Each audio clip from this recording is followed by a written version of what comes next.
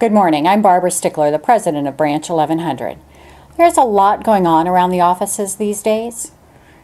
We're in the fall mailing season, which means packages are up, catalogs are picking up, you have the everyday door direct mailings, and it's political season. So we need to cover a few things on how to keep the workroom floor less stressed, less intimidating. First off, management can walk around with whatever numbers they want, but there's already an agreement at the national level that says they can't hold you accountable to their numbers.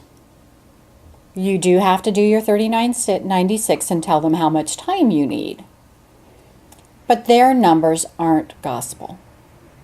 The handbooks and manuals haven't really changed since 1988, and they say that you're obligated to tell management how much time you need based on your estimate of your day. And every day is different.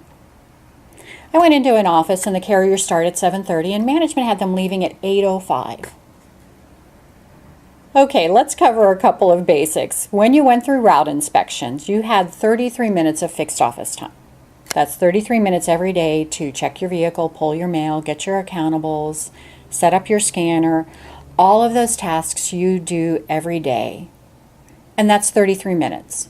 43 minutes if you have an office break.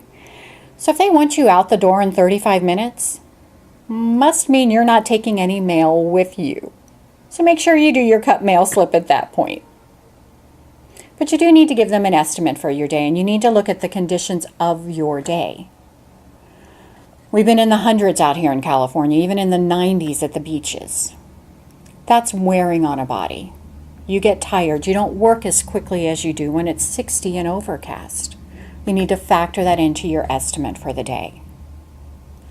If you're on a mounted route, you know as well as I do that on trash day, pretty much every box is blocked. You need to park safely, lock up the truck, walk back and put the mail in those boxes, which takes longer. Of course, on street sweeping day, you might have a little extra time and you might just break even. But all of those factors make a difference that you need to consider when you do your 3996. Second is management's trying to get you to pivot. When I started in 1987 and management wanted to give you extra off another route, we called it a swing in Newport Beach. It's called all sorts of things across the country: swing, handoff, bump, jump, cut, pivot, extra. All of those just mean you're carrying mail off of another route. None of it means you're on undertime or necessarily on overtime. It's still your job to fill out your 3996 and let management know how long their plan of the day is going to take.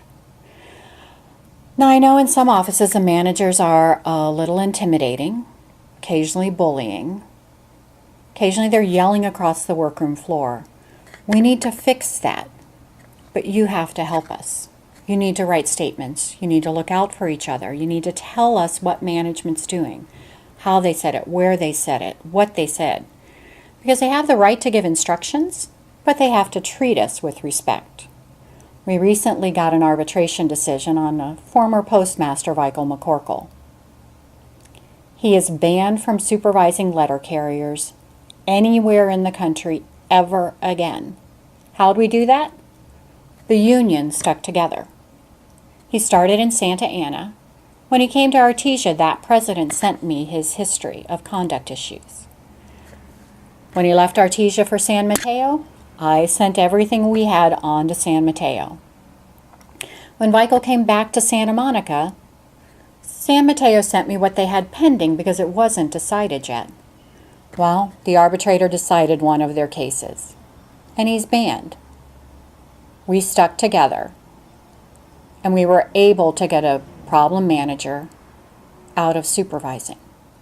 If you stick together on the workroom floor, you can create a much better environment. Look around your office. I bet there's at least one or two carriers that management doesn't hassle, and they don't do extra. Because management knows that employee understands their rights, that employee is going to work safely, take their lunches, take their breaks. They're not going to run to make the pivot work, so they're going to stop trying. Management keeps trying this pivot on undertime stuff because a fourth of our employees buy into it. You run and do unsafe stuff and you don't take your lunches and breaks. And I need you to stop and think for a second, how valuable are you to yourself? I happen to think I'm pretty valuable. I deserve to be safe. I deserve to go home healthy and without an injury. I deserve a good day on the job. I am worth that. And I'm going to make myself take my lunches, take my breaks, do the route safely so that I can go home to my family in one piece. Because I bet your family thinks you're worth it as well. But you're the only one that can do that. So don't be your own worst enemy. Do your $39.96 and let management know how long your day is going to be. And then work safely. Take the lunches and breaks you're entitled to. And go home healthy and happy to your family.